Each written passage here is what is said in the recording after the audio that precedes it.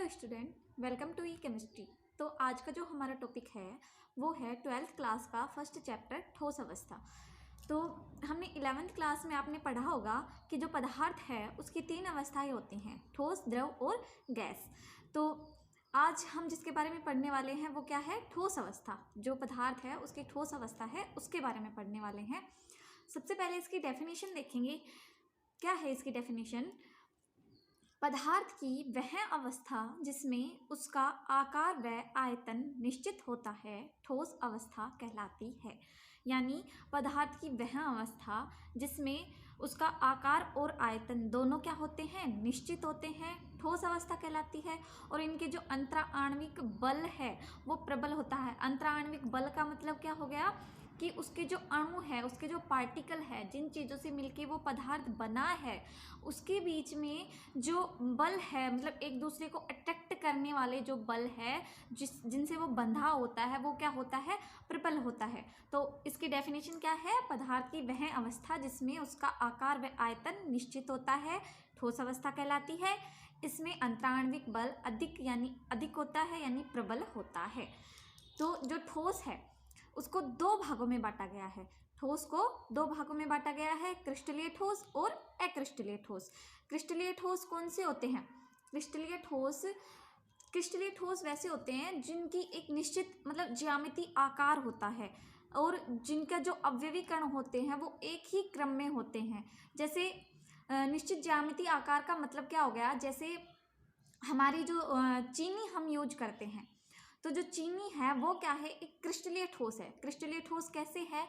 क्योंकि जो चीनी होते हैं उसके पार्टिकल्स आपने देखे होंगे कि चीनी थोड़ी छोटी होती है, उससे थोड़ी बड़ी चीनी यानी मिश्री आ गई, तो उसका जो मतलब एक ज्यामिति, उसका जो एक आकार होता है वो एक निश्चित होता है, उसको किसी सांचे के अंदर नहीं ढाला जा सकता। जैसे मोम होता है, मोम जो है वो अक्रिस्टलीय ठोस है। तो मोम को अगर हम कोई आकृति देना चाहे तो उसको उसी सांचे में ढालना पड़ेगा, उसी सांचे में, उसी आकृति में ढालना पड़ेगा, तभी वह जो मोम है वो उस आकृति को ग्रहण करेगा। लेकिन जैसे चीनी है, नमक है, ये सब क्या है, क्रिस्टलीय ठोस है, इनको किसी सांचे में नहीं ढाले जाते, ये खुद ब खुद क्या होते हैं, अपनी जो इमेज है, जो ज्यामिति है वो बनाते हैं। ठीक है, तो क्रिस्टलीय ठोस क्या होंगे? क्रिस्टलीय ठोस, इसकी डेफिनेशन क्या है? वे ठोस जिसमें उनके अवयवी कण कौन से हो गए, जिनसे मिलके वो बना होता है, यानी परमाणु, अणु या फिर आयन। किन चीज़ों से कोई भी पदार्थ है वो उसमें अवयवी कण तो होते हैं, वो किसी न किसी से मिलके बना ही होता है। तो किन से मिलके बना होता है कोई भी पदार्थ? वो होता है परमाणुओं से या अणुओं से या फिर आयन से। तो जो उनके अवयवी कण हैं वो एक निश्चित क्रम में व्यवस्थित होते हैं। यहाँ डायग्राम में दिखाया भी है। निश्चित क्रम क्या हो गया कि जैसे ये सीधी लाइन में हैं सारे एक साथ, तो एक निश्चित क्रम में उसके जो अवयवी कण होते हैं वो व्यवस्थित होते हैं। इनकी एक निश्चित ज्यामिति होती है। ज्यामिति का मतलब मैंने शुरू में बता ही दिया कि मतलब उनका जो आकार होता है, जो उनकी शेप होती है वो क्या होती है, एक निश्चित होती है। इनका गलनांक एवं क्वथनांक निश्चित होता है। इनका जो गलनांक और क्वथनांक है वो क्या होता है, निश्चित होता है। मतलब एक फिक्स पॉइंट के ऊपर ये क्या होते हैं, गलते हैं, यानी द्रव के अंदर चेंज होते हैं। एक फिक्स पॉइंट पे अगर इनको गर्म किया जाता है ठोस को, तो एक कोई फिक्स पॉइंट होता है जिसमें ये द्रव के अंदर चेंज हो जाते हैं, यानी जो इनका गलनांक और क्वथनांक है वो क्या होता है, निश्चित होता है। फॉर एग्जाम्पल क्या हो गया, सोडियम क्लोराइड NaCl जो नमक है हम यूज करते हैं वो है, और हीरा हो गया, ग्रेफाइट हो गया, ये सब कुछ क्या है, क्रिस्टलीय ठोस के उदाहरण है। नेक्स्ट क्या है, अक्रिस्टलीय ठोस। अक्रिस्टलीय ठोस क्या होते हैं? शुरू में मैंने बताया कि जो अक्रिस्टलीय ठोस होते हैं उनकी कोई ज्यामिति नहीं होती, कोई निश्चित आकृति नहीं होती। जैसे मोम है, अगर उसको हम पिघलाते हैं, पिघलने के बाद पता नहीं वो क्या शेप ले ले, उसका कुछ पता नहीं होता। कोई भी प्लास्टिक है, अगर उसको पिघलाया, पिघलने के बाद में मतलब वो कोई भी शेप ले सकता है, कोई निश्चित उसकी शेप नहीं होती कि हाँ ये यही शेप लेगा। तो वो क्या होते हैं, अक्रिस्टलीय ठोस होते हैं। इसकी डेफिनेशन क्या है? वे ठोस जिसमें उनके अवयवी कण निश्चित क्रम में व्यवस्थित नहीं होते। जस्ट उल्टा, क्रिस्टलीय जो ठोस ठोस की हमने डेफिनेशन पढ़ी थी उसका जस्ट क्या हो जाएगा, उल्टा हो जाएगा। यानी वे ठोस जिनमें उनके अवयवी कण हैं वो निश्चित क्रम में व्यवस्थित नहीं होते, जिनकी निश्चित ज्यामिति नहीं होती, यानी इनकी कोई निश्चित ज्यामिति नहीं होती है, क्या कहलाते हैं, अक्रिस्टलीय ठोस कहलाते हैं।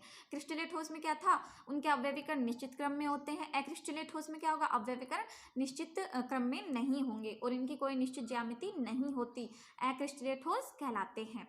इनका जो गलनांक और क्वथनांक है वो भी क्या होता है, निश्चित नहीं होता। जस्ट क्रिस्टलीय ठोस की जो डेफिनेशन है उसका उल्टा होगा, इनका गलनांक एवं क्वथनांक निश्चित नहीं होता है।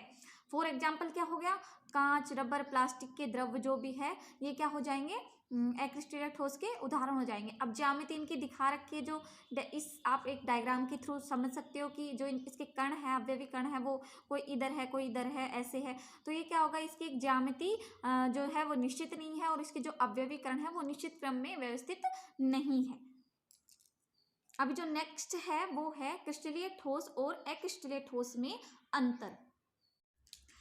अब क्या है, क्रिस्टलीय ठोस और अक्रिस्टलीय ठोसों में अंतर। अगर आपने इनकी डेफिनेशन अच्छे से समझी होगी तो आपको अंतर अपने आप समझ आ जाएगा। तो क्रिस्टलीय ठोस और अक्रिस्टलीय ठोस में क्या अंतर है, सबसे फर्स्ट है निश्चित ज्यामिति आकार होता है। जो क्रिस्टलीय ठोस है इनका क्या होता है, निश्चित ज्यामिति आकार होता है, और अक्रिस्टलीय ठोस का क्या होगा, इसका जस्ट उल्टा, यानी अनिश्चित ज्यामिति आकार होता है। सेकेंड है इसके अवयवी कण व्यवस्थित होते हैं। जो क्रिस्टलीय ठोस है उनके अवयवी कण क्या होते हैं, एक निश्चित क्रम में व्यवस्थित होते हैं, लेकिन जो अक्रिस्टलीय ठोस है उनके जो अवयवी कण है वो निश्चित क्रम में व्यवस्थित नहीं होते।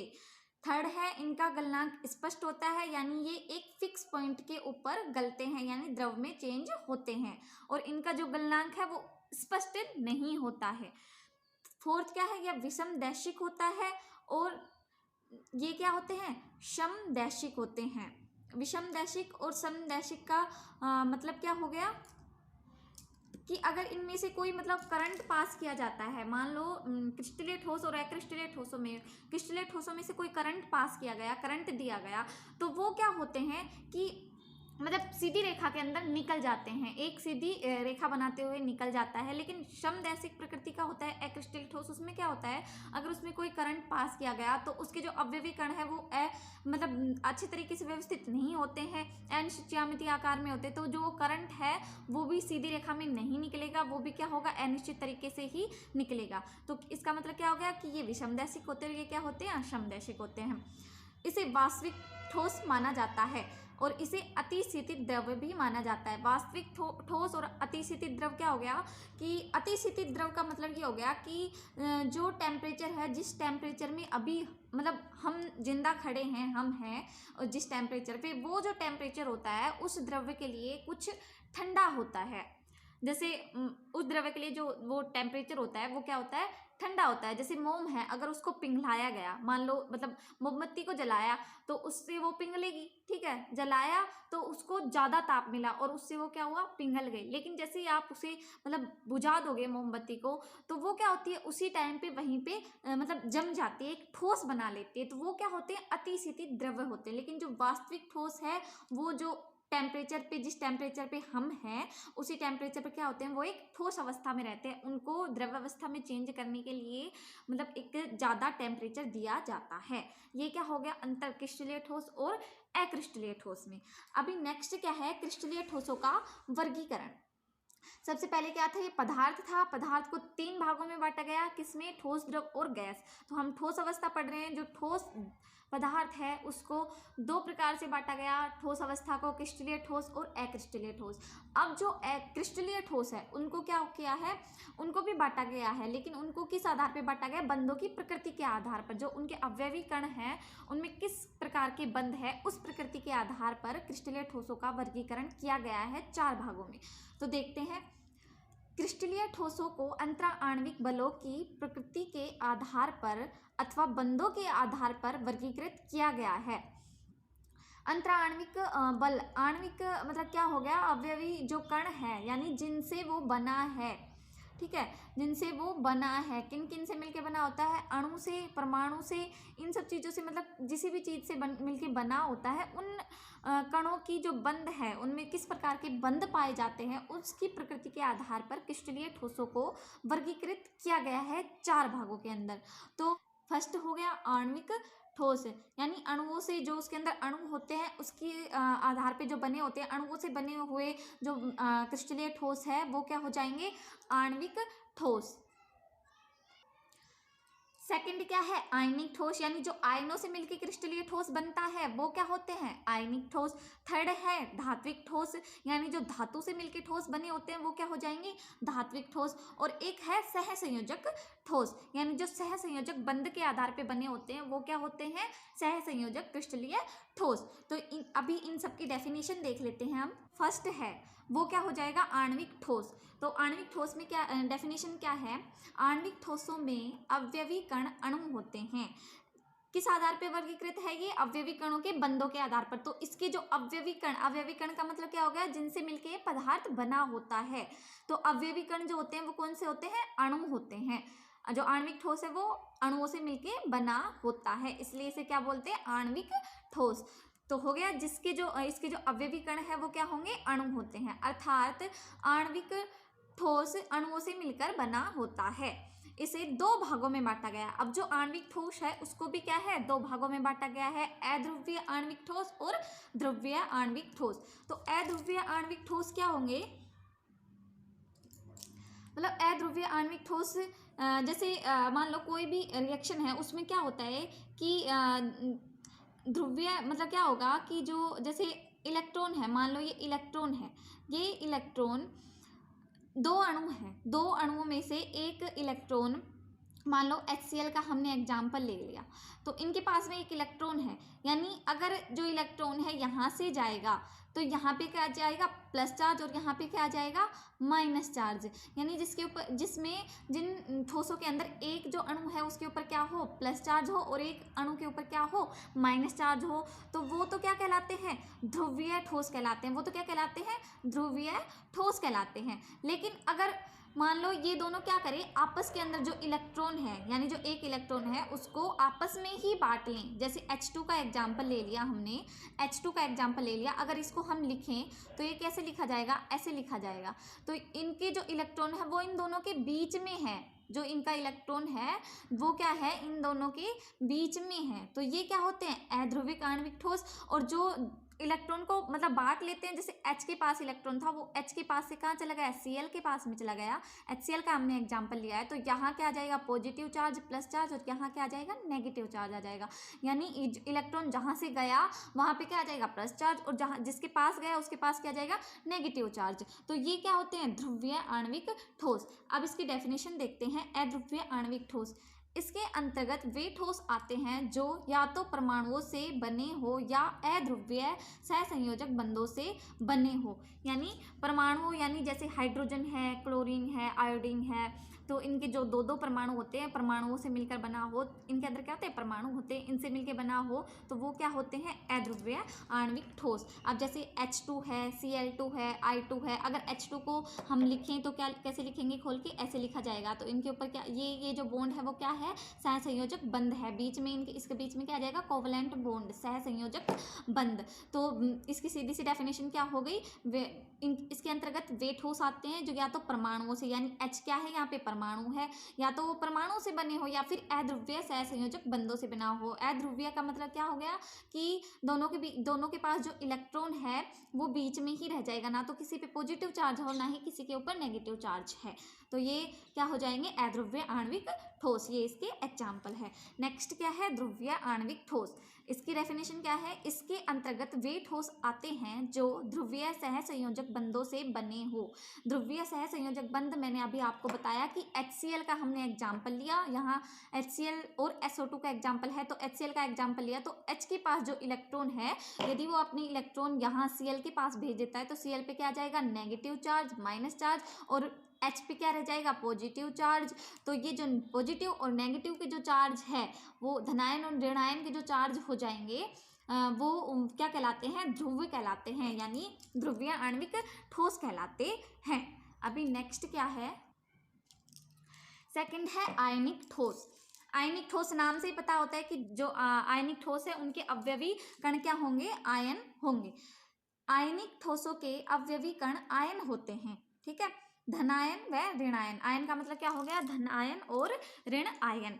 ये ठोस कठोर और भंगुर प्रकृति के होते हैं। ये ठोस होते हैं वो क्या होते हैं, बहुत ज़्यादा कठोर होते हैं। इनके गलनांक व क्वथनांक इनके गलनांक व क्वथनांक उच्च होते हैं। इनके जो गलनांक और क्वथनांक है वो क्या होंगे, उच्च होंगे। फॉर एग्जाम्पल क्या हो गया, NaCl, सोडियम क्लोराइड और पोटेशियम क्लोराइड। नेक्स्ट है धात्विक ठोस। अब धात्विक ठोस का मतलब क्या हो गया कि जो इनके अवयवी कण होते हैं वो क्या होते हैं, धातु होते हैं, यानी धातु से मिलकर बने होते हैं। ठीक है, इनमें धात्विक चमक होती है तथा इनका एक विशिष्ट रंग होता है। ठीक है, धात्विक ठोस आघातवर्धनीय तथा तन्य होते हैं। आघातवर्धनीय तथा तन्य क्या हो गए, जैसे धातु का मतलब क्या हो गया, एग्जाम्पल यहाँ दिया हुआ है कि AgAuFe, यानी जो सोना है, चांदी है, हमारा लोहा है, ये सब क्या है, धातु है। तो आघातवर्धनीय और तन्य क्या हो गया कि जब इनको गर्म किया जाता है, जैसे लोहे को, चांदी को जब गर्म किया जाता है तो इनको बहुत छोटी से छोटी, चाहे शेप दे लो कैसा भी, मतलब कितना भी इनको कूट लो, पीट लो, कितना भी कुछ भी कूट पीट के कैसी भी शेप दे दो। तन्य का मतलब क्या होगा, खूब लंबी बढ़ने वाली, खूब खींच लो इनको, जैसे शेप देना चाहो वैसे शेप हम दे सकते हैं। इसका मतलब क्या होता है, आघातवर्धनीय तथा तन्य। ठीक है, तो इसका एग्जाम्पल क्या हो जाएंगे, AgAuFe, यानी लोहा, चांदी और जो सोना है हमारा, वो क्या होते हैं, धात्विक ठोस होते हैं। अब जो इसका लास्ट है वो क्या है, वो है सहसंयोजक ठोस। नेक्स्ट क्या है, सहसंयोजक ठोस। सहसंयोजक ठोस को नेटवर्क ठोस भी कहा जाता है। सहसंयोजक जो ठोस हैं उनको नेटवर्क ठोस भी कहा जाता है। ठीक है, इनके अवयवी कणों के मध्य सहसंयोजक आबंध पाया जाता है। सहसंयोजक बंध पाया जाता है इनके कणों के मध्य। ऐसे ठोस अति कठोर और भंगुर प्रकृति के होते हैं। ये जो ठोस है वो बहुत ज़्यादा कठोर होते हैं। ठीक है, और इनका जो गलनांक होता है वो बहुत ज़्यादा उच्च, मतलब बहुत ज़्यादा होता है, अत्यंत उच्च होता है। फॉर एग्जाम्पल हीरा और ग्रेफाइट। हीरे की स्ट्रक्चर आपने देखी हो या फिर नहीं देखी हो, आप एक बार अपनी बुक में देख लेना कि जो हीरे की स्ट्रक्चर है उसके बीच में क्या मिलेगा, कोवलेंट बॉन्ड मिलेगा, यानी सहसंयोजक बंधन मिलेगा। और जो इसकी जो हीरा है वो बहुत ज़्यादा ताप के ऊपर पिघलता है। ठीक है, ये टॉपिक आपका यहीं खत्म होता है। नेक्स्ट टॉपिक में हम पढ़ेंगे, तब तक के लिए आप मेरे चैनल को सब्सक्राइब कर लीजिएगा। और अगर आपको वीडियो अच्छी लगी हो तो अपने फ्रेंड्स के साथ शेयर भी कीजिएगा।